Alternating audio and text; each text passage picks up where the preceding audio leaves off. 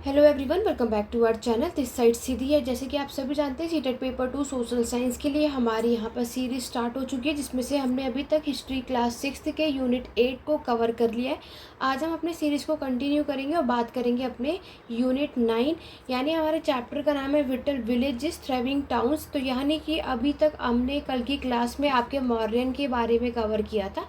आज हम आगे बात करेंगे आपके टाउन से रिलेटेड। चलिए स्टार्ट करते हैं अपने आज की क्लास को। अगर आपने बाकी की क्लासेस नहीं देखी है तो आप प्लेलिस्ट में चेकआउट कर सकते हैं। आज हम बात करेंगे आपके आयरन टूल्स और एग्रीकल्चर।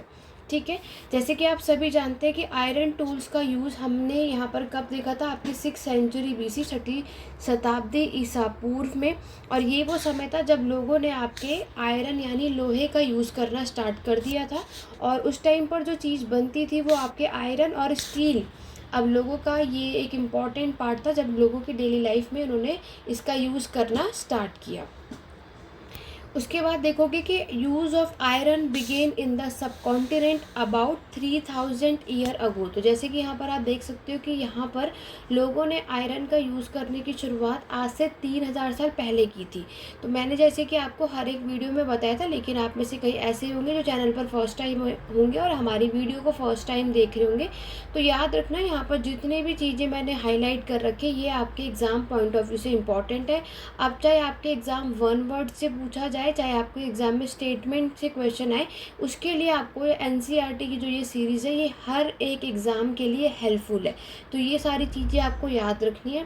तो हमारे एग्ज़ाम में ये भी पूछा जाता है, तब स्टेटमेंट का क्वेश्चन आता है कि आयरन की जो शुरुआत है वो आज से कितने साल पहले हुई थी। तो राइट आंसर क्या होगा, 3000 ईयर अगो।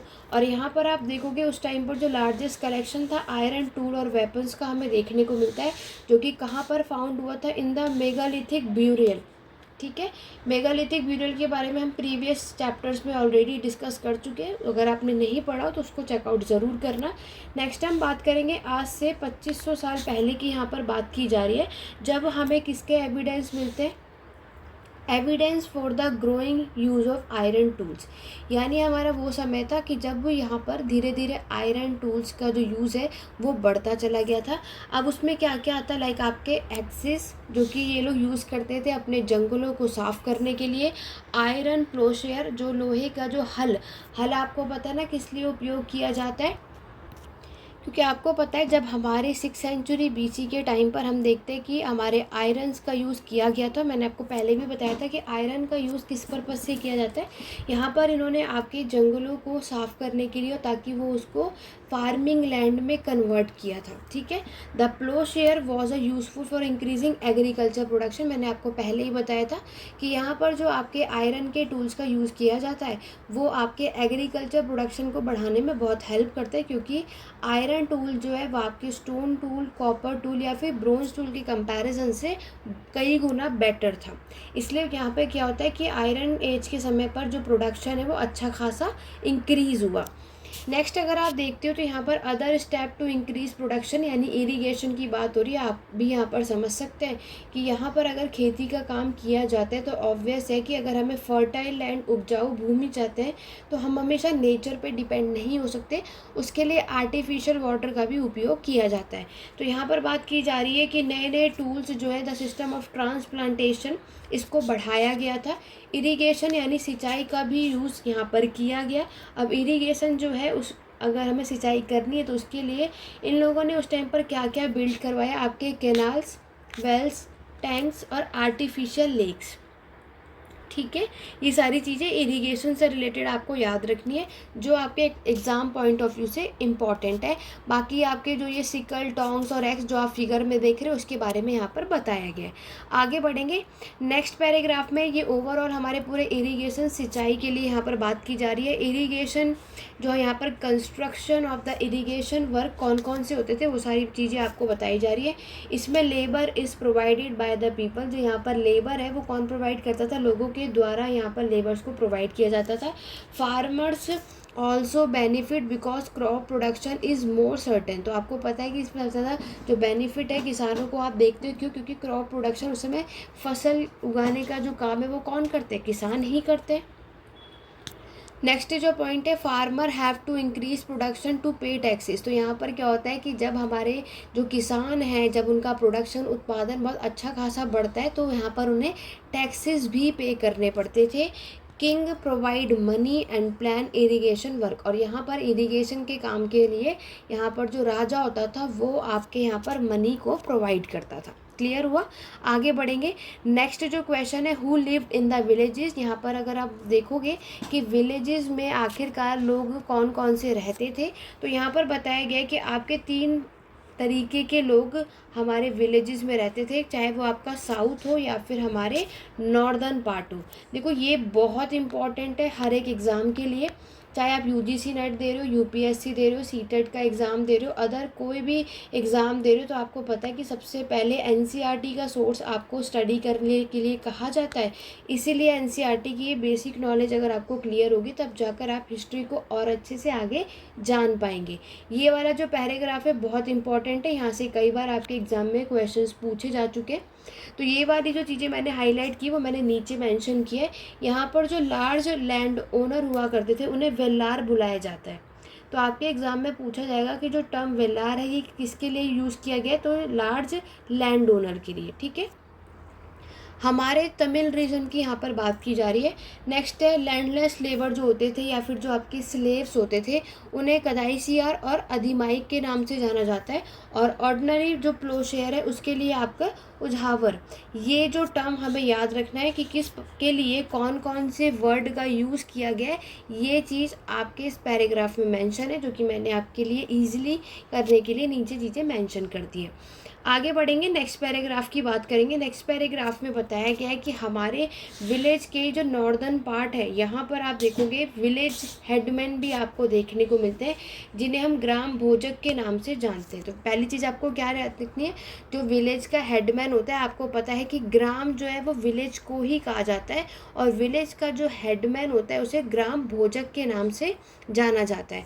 इनकी जो पोस्ट होती है वो हेरिडिटी होती है। ठीक है, और ग्राम भोजक की अगर हम बात करें, अक्सर ये कौन होते थे, जो बड़े बड़े लैंड ओनर होते थे ना, वही विलेज हेडमैन इसी में से बना करते थे। और फिर ये लोग क्या करते थे, आपके स्लेव्स को, इनके पास स्लेव्स और ये वर्कर को हायर करते थे ताकि अपनी लैंड पर इसको काम करवा सके। ये सबसे ज़्यादा पावरफुल होते थे। The king often use him to collect taxes from the village. तो यहाँ पर हमारे राजाओं ने विलेज हेडमैन को इसीलिए रखा था ताकि ये क्या कर सके, आपके टैक्सेस कलेक्ट करके ला करके राजा को दे सके। He also function as a जज। तो ये बात किसकी की जा रही है, विलेज हेडमैन के बारे में सारी चीज़ें आपको बताई जा रही है। विलेज हेडमैन जो है ये आपके एक जज की तरह भी काम करते हैं, और कभी कहीं कहीं पर कभी आपके पुलिसमैन की तरह भी। ठीक है, नेक्स्ट है, अगर हमारे विलेज में ग्राम भोजिका यानी विलेज हेडमैन के अलावा और भी लोग रहा करते हैं, जैसे कि आपके इंडिपेंडेंट फार्मर जिन्हें गृहपति के नाम से जाना जाता है, जो कि मैंने साइड में मेंशन कर दिया। और ज़्यादातर जो है हमें यहाँ पर स्मॉल लैंड ओनर्स भी आपको देखने को मिलते हैं। ठीक है, ऐसा बोला जाता है कि यहाँ पर जो मैन और वुमेन है, सच एज द दास कर्मकर, कौन होते थे, दास कर्मकर होते थे, जिनके पास खुद की भूमि, खुद की लैंड नहीं हुआ करती थी। ये लोग यहाँ पर दूसरों की फील्ड पे काम करते थे और पैसे कमाते थे। और इसके अलावा जो थर्ड कैटेगरी आपको देखने को मिलती है विलेज में, वो है आपके क्राफ्ट पर्सन, जिसमें आपके ब्लैक स्मिथ, पोर्टर्स, कारपेंटर और वीवर आपको देखने को मिलते हैं। क्लियर हो गया? चलिए आगे बढ़ेंगे नेक्स्ट बॉक्स की। तो मैं ऑलरेडी आपको कई बार बता चुकी, ये जो बॉक्सेस होते हैं हमारे एग्ज़ाम पॉइंट ऑफ व्यू से बहुत इंपॉर्टेंट होते हैं, इन्हें हमें स्किप नहीं करना है। यहाँ पर आपके तमिल की कंपोजिशन की बात की गई है। तो यहाँ पर आप देखोगे कि सबसे ज़्यादा जो हमें पता है कि तमिल में के जो यहाँ पर जो लिटरेचर साहित्य हम देखने को मिलता है उसे हम संगम लिटरेचर के नाम से जानते हैं, जो आज से 2300 साल पहले कंपोज हुआ था। ठीक है, इस टेस्ट को क्या बोलते हो आप, संगम। क्यों, they were suppose to have been compose and compiled in assembly. क्या बोला जाता है कि यहाँ पर जो चीज़ें आपकी जो बुक्स हैं, जो टेस्ट है, जो कंपोज हुई थी, कंपाइल हुई थी, आपकी असेंबलीज में हुई थी, इसीलिए हम इसको संगम बोलते हैं। संगम पता है ना, ग्रुप में सबका संग मिल करके, इसीलिए तो ये चीज़ें आपको बताई गई। और ये जो असेंबली आपकी हेल्ड हुई थी कौन से शहर में हुई थी, मदुराई। ठीक है। और यहाँ पर जो तमिल टर्म है इसको संगम लिटरेचर के नाम से आप जानते हो। क्लियर हो गया, ये चीज़ें आपको याद रखनी है। नेक्स्ट जो हमारा पैराग्राफ है ये भी बहुत इंपॉर्टेंट है, हमारे कई बार एग्जाम में पूछा जा चुका है आपके जातक स्टोरी के बारे में, तो याद रखना जातक स्टोरी जो है, पहली बात तो ये आपका एक बुद्धिस्ट टेस्ट है। दूसरी बात, इसको कंपाइल किसने किया था, कंपोज्ड बाय कॉमन पीपल, किसके द्वारा ये लिखी गई थी, आम आदमियों के द्वारा ये लिखी गई थी। And then write down and preserve by Buddhist monk, और इसको लिखा और इसको प्रिजर्व किसने किया था, जो आपके बुद्धिस्ट के मॉन्क होते हैं ना, भिक्षु, उनके थ्रू आप ये चीज़ें देखते हो। जातक स्टोरी में आपके बताया गया है कि कैसे पुअर मैन जो है वो रिच होते हैं, अमीर होते हैं, ये सारी चीज़ें जातक स्टोरीज़ में मेंशन की गई। नेक्स्ट आपका एक बॉक्स है, इस बॉक्स में ये बताया था क्लेवर पुअर मैन, ये आप लोग खुद रीड आउट कर सकते हो, इसमें कुछ खास इंपॉर्टेंट है नहीं, हमारे एग्ज़ाम में भी यहाँ से कुछ खास हमें देखने को नहीं मिलता है, तो ये चीज़ें आप खुद रीड आउट कर लेना।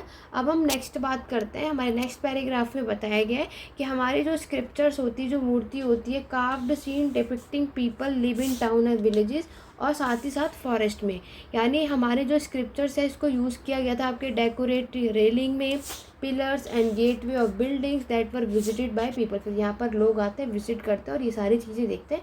आज भी हम ये चीज़ें देखते हैं, कहीं पर भी आज आप कोई ऐसे मॉन्यूमेंट्स देखने जाते हो तो ये हम देखते हैं कि यहाँ पर किस तरीके से कितने फाइन डेकोरेशन या कितने अच्छे से यहाँ पर काम किया गया है, वो सारी चीज़ें हमें यहाँ पर देखने को मिलती है। ठीक है, नेक्स्ट पढ़ेंगे अपने नेक्स्ट स्लाइड पर। यहाँ पर आप एक इमेज देख सकते हो, आपके इमेज में देखने को मिल रहा है हमारे ये जो स्क्रिप्चर्स है जो कि आपको सांची में देखने को मिलता है। और सांची आपको पता है, यहाँ पर हमें सांची का स्तूप देखने को मिलता है, जो कि आपके सांची कहाँ पर है, मध्य प्रदेश में। ऑलरेडी इसके बारे में हम कर चुके हैं। आगे बात करते हैं, यहाँ पर आप देखोगे कि यहाँ पर ज़्यादा से ज़्यादा जो हमारे शहर है वो डेवलप हुए थे आज से 2500 साल पहले, और यहाँ पर हमने ऑलरेडी महाजनपद को कवर कर दिया। 6th सेंचुरी BC का जो टाइम पीरियड है, इस टाइम का जो शहर है वो ज़्यादा से ज़्यादा मासिव फोर्टिफिकेशन वॉल, मैंने आपको पहले भी कई बार एक चीज़ बताई है कि इस टाइम हमारे एम्पायर बने, ठीक है, आपका साम्राज्य बना, और यहाँ पर मोनार्की राजतंत्र था, और इस समय जो राजा है वो अपने साम्राज्य का विस्तार करते हैं, उसके लिए एनिमी भी होंगे, उनके दुश्मन भी बनेंगे जो उन पे अटैक भी कर सकते हैं, तो प्रोटेक्शन के लिए लोग क्या करते थे, दीवारें यानी वॉल भी बनवाते थे। ठीक है, नेक्स्ट पैराग्राफ में यहाँ पर आपको बताया गया है कि archaeologist have found row of ports, यहाँ पर हमारे जो पुरातात्विक के जो लोग हैं उन्होंने जो आपके पोर्ट्स होते हैं ना, उनकी पूरी एक रो देखी थी, ceramic rings arrange one on the top of other. ठीक है, सेरामिक रिंग को इस तरीके से एक के ऊपर एक टॉप में अरेंज किया गया, जिसको हम रिंग वेल के नाम से जानते हैं। ये सारी चीज़ें इन्होंने यहाँ पर बताई है, और साथ ही साथ इन्होंने बताया they seems to have been use as a toilet, in some cases as drain and garbage dump, तो इसको इन पर्पस के लिए यूज़ किया जाता है। रिंग वेल्स को एग्ज़ाम में पूछा जाता है, तो ये चीज़ें आपको याद रखनी है। नेक्स्ट अगर हम बात करते हैं, नेक्स्ट पैराग्राफ में हमें बताया गया है कि यहाँ पर आपको कुछ पैलेसेस, महल, आपके जो मार्केट है, और कुछ घर जो है आम आदमियों के, वो हमें यहाँ पर देखने को मिलते हैं, और वो किसके, लकड़ियों के बने हुए होते थे, मड ब्रिक्स के बने हुए होते थे, ताज के बने हुए होते थे। ये सारी चीज़ें हमें यहाँ पर देखने को मिलती है। आगे बढ़ेंगे, नेक्स्ट पैराग्राफ में बताया गया कि इस टाइम पर क्या है, हमारे कुछ अकाउंटेंट, जैसे कि आपको पता है कि शहरों में ट्रैवलर भी यहाँ पर घूमने के लिए विजिट करने आते थे, तो यहाँ पर आपके एक पहले ग्रीक के एक सेलर थे, इन्होंने डिस्क्राइब किया था कि यहाँ पर all the ports he visited, तो यहाँ पर जितने भी आपके बंदरगाह हैं, जो पोर्ट्स होते थे, इन्होंने यहाँ पर आपके क्या किया, विजिट किया। और सबसे पहले ना बरहुच, ये वेरी इंपॉर्टेंट है, याद रखना है, जो ग्रीक नेम है इनका बरहुच। यहाँ से देखो क्या एग्जाम में, ये इंपॉर्टेंट बॉक्स है आपके एग्जाम में, यहाँ से क्वेश्चन देखने को मिल जाता है। यहाँ पर जो आप देखोगे कि आपकी जो चीज़ें इंपोर्ट और एक्सपोर्ट, याद रखना है, एग्ज़ाम में इंपोर्ट और एक्सपोर्ट पूछते हैं, लेकिन जो गुड्स के नेम है वो एक्सचेंज कर देते हैं। ठीक है, एक्सपोर्ट का इंपोर्ट में लिख देंगे, इंपोर्ट का एक्सपोर्ट में, तो ये चीज़ें आपको याद रखनी है। यहाँ पर आपको देखने को मिलेगा कि जो चीज़ें एक्सपोर्ट होती थी वो था आपका wine, copper, tin, lead, coral, ठीक है, और आपके गोल्ड, सिल्वर कॉइन। और कोई चीज़ अगर इंपोर्ट हम करते हैं तो एक्सपोर्ट भी क्या क्या चीज़ें होती है, तो आपके आइवोरी, आपका अगेट, कार्लिनियन, कॉटन, सिल्क और परफ्यूम, एक्सपोर्ट इंपोर्ट को याद रखना, एग्जाम में पूछा जाता है। और स्पेशल गिफ्ट भी यहाँ पर व्यापारियों को दिया जाता था जो राजा देते थे, जिसमें आपके सिल्वर के वेसल्स, यहाँ पर सिंगिंग बॉयज़, ब्यूटीफुल वुमेन, आपके वाइन्स और क्लोथ, ये सारी चीज़ें आप देखोगे। ठीक है, तो ग्रीक नेम है, यहाँ पर लैटिन भी हो सकता है, पर्शियन भी हो सकता है। तो याद रखना कि ये आपका एक ग्रीक नेम हमें यहाँ पर देखने को मिलता है। क्या चीज़ इंपोर्ट होती थी, क्या चीज़ एक्सपोर्ट होती थी, ये हमारे एग्जाम पॉइंट ऑफ व्यू से इंपॉर्टेंट है। नेक्स्ट पैराग्राफ में कॉइन से रिलेटेड बात करेंगे, जो कि आप सभी को पता है, very important paragraph for all exam. ठीक है, तो यहाँ पर अगर हम बात करें, आपको पता है सबसे पहला जो हमारा कॉइन आया था वो था आपका पंचमार्क कॉइन। तो पंचमार्क कॉइन आपको देखने को मिलता है जो कि आपके रेक्टेंगुलर, स्क्वायर और राउंड, ये तीनों ही शेप में हमें पंचमार्क कॉइन देखने को मिलता है। हमारे एग्जाम में ये पूछा जाता है कि, और यहाँ पर लिख देंगे सिर्फ rectangular and square shape only. तो याद रखना, कभी भी हमारे एग्जाम में कोई भी क्वेश्चन आए और उस स्टेटमेंट में ओनली वर्ड मेंशन होगा, वो स्टेटमेंट कभी सही होता ही नहीं है। ठीक है, तो याद रखना पंचमार्क कॉइन जो आपको देखने को मिलता है रेक्टेंगुलर, स्क्वायर और आपके राउंड शेप में होता है। Either cut out of metal sheet and made of a flattened metal group. याद रखना पहली चीज़ क्या, ये जो कॉइन है, ये जो सिक्के, इसको इंस्क्राइब नहीं किया गया था, इसको एज अ स्टैम्प यूज़ किया जाता था सिंबल के साथ। ठीक है, ये चीज़ याद रखिए, इसलिए इसको हम पंचमार्क कॉइन इसीलिए कहते हैं। याद रखना, कमेंट करके सभी बताओगे ये जो पंचमार्क कॉइन है ये किससे बने हुए होते थे। दो चीज़ों से मिला करके बनते थे। सभी लोग कमेंट करके बताएंगे कि पंचमार्क कॉइन जो है वो कौन सी दो चीज़ों से मिलकर ये कॉइन बनता था। ठीक है, तो कॉइन यानी सिक्कों की बात करें, wealth is measured in terms of coin. तो किसके पास कितना पैसा है वो हम उनके कैसे मेज़र किया जाता था पहले के टाइम पर, तो जब तक कॉइन्स नहीं था तो जिसके पास जितनी लैंड होती थी, ठीक है, या फिर आपके टूल्स होते थे, मेटल्स होते थे। लेकिन अब क्या है कि कॉइन्स है, तो कॉइन्स को आपके वेल्थ के थ्रू यहाँ पर इसको मेज़र किया जाता है। और अर्लीस्ट कॉइन जो है आपके यूज़ किया गया था अबाउट 500 ईयर्स, जिसको हम पंचमार्क कॉइन कहते हैं, जो कि आप स्क्रीन पर यहाँ पर देख सकते हो।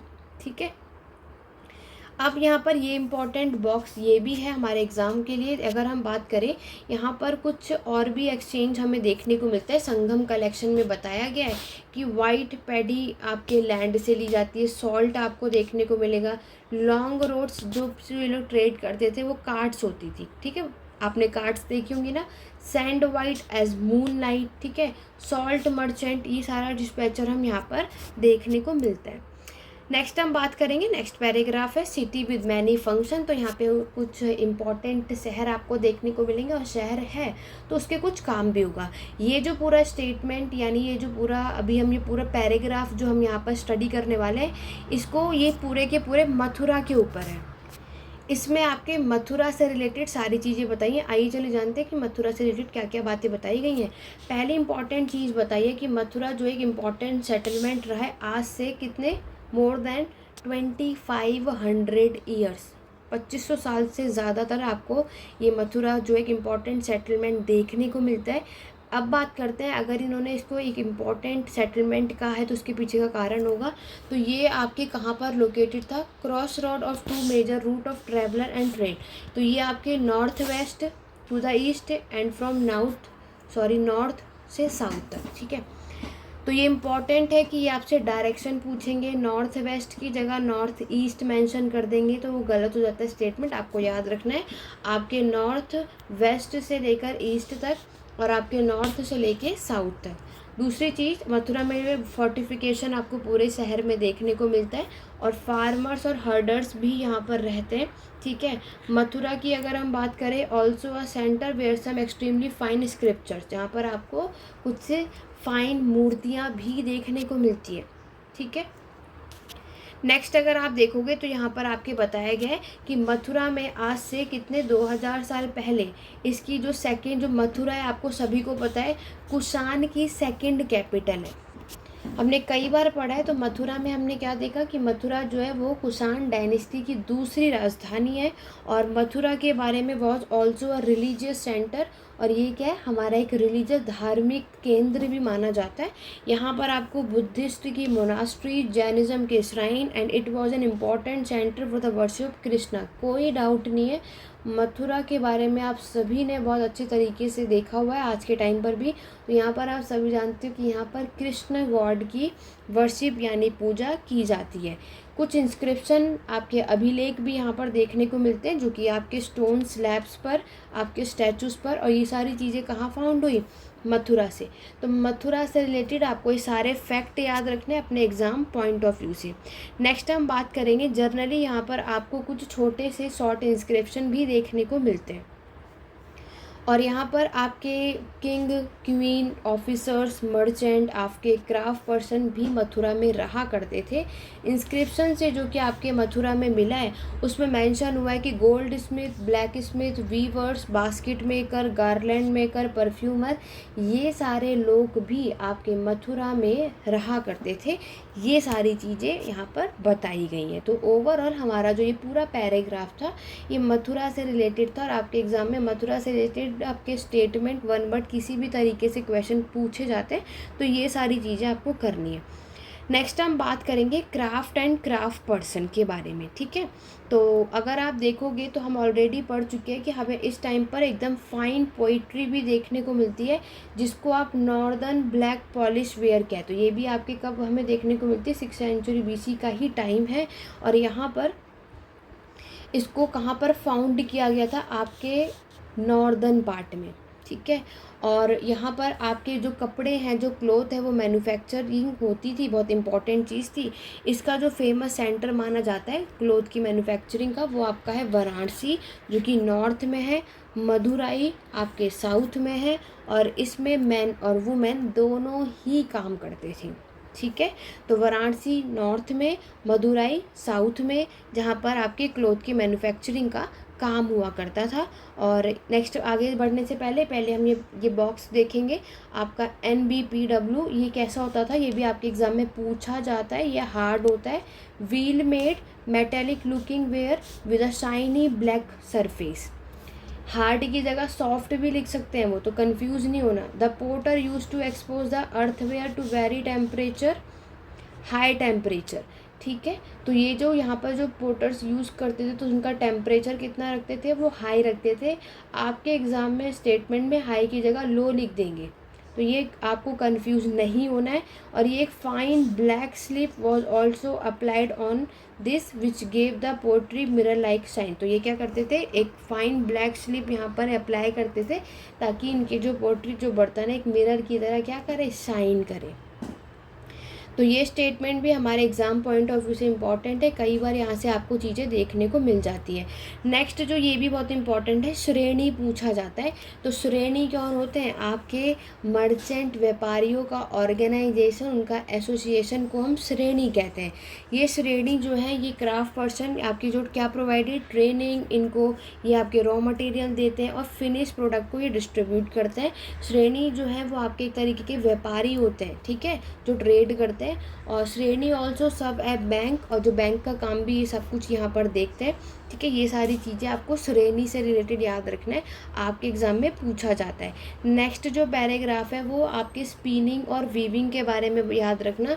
तो स्पिनिंग और वीविंग का जो काम होता था, ये सारी बातें अर्थशास्त्र में मेंशन है, ये इंपॉर्टेंट सोर्स है। बाकी आप इसको रीड आउट कर सकते हो अपने एग्ज़ाम के लिए, अदरवाइज़ यहाँ से ज़्यादा कोई खास चीज़ें देखने को नहीं मिलती। अब जो इम्पॉर्टेंट है वो है आपका अरिकामेडु।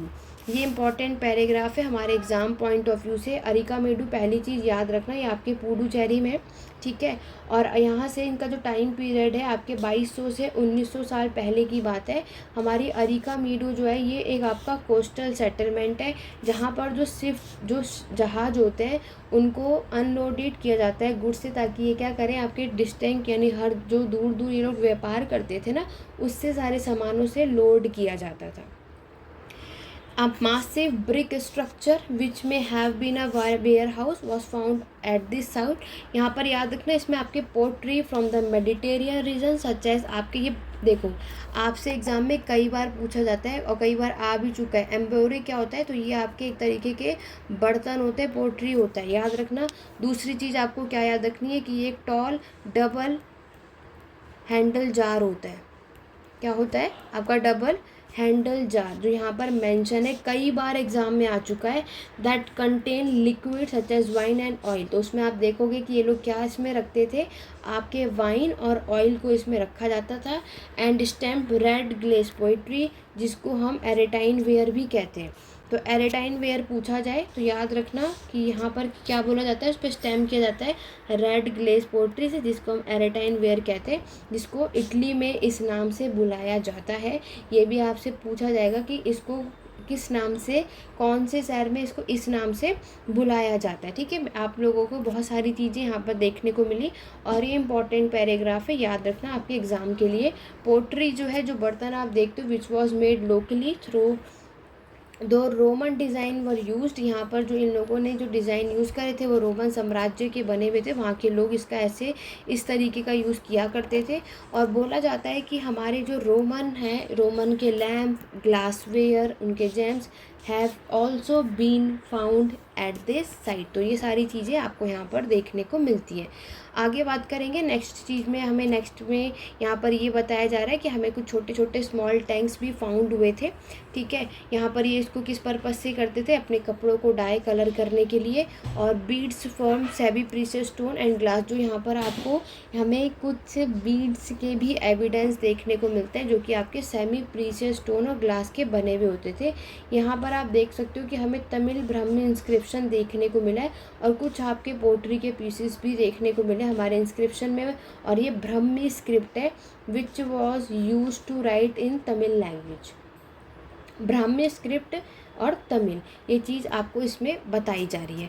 नेक्स्ट जो एक बॉक्स बना है, देखो हमारे हर एक चैप्टर के लास्ट में इन्होंने क्या करा है कि आपको अभी जो, वैसे तो हम पूरी जो भी चीज़ें मैं आपको पढ़ा रही हूँ वो एंशेंट इंडियन हिस्ट्री है, लेकिन आपके इस पूरे चैप्टर के जो बॉक्स में एल्सवेयर जो हम चीज़ें कवर करते हैं ना, आप नोटिस करो कि ये उसमें क्या बता रहे हैं, एंशेंट का वर्ल्ड हिस्ट्री। ओवरऑल हम इस पूरी क्लास में, यानी क्लास 6 की हिस्ट्री में आप एंशेंट का वर्ल्ड हिस्ट्री के साथ साथ इंडियन हिस्ट्री को भी कवर कर रहे हो। वर्ल्ड हिस्ट्री के जो टॉपिक है आप देखोगे वो सब कुछ हमारे हर एक चैप्टर के जो एल्सवेयर जो आपको दे रखा है इसमें बताया जा रहा है। और आज की क्लास का जो टॉपिक है वो है रोम, यानी रोमन साम्राज्य, पर्शियन, ग्रीक, मेसोपोटामिया, इजिप्ट, ये सब मैं आपको ऑलरेडी प्रीवियस वीडियोस में करवा चुकी हूँ।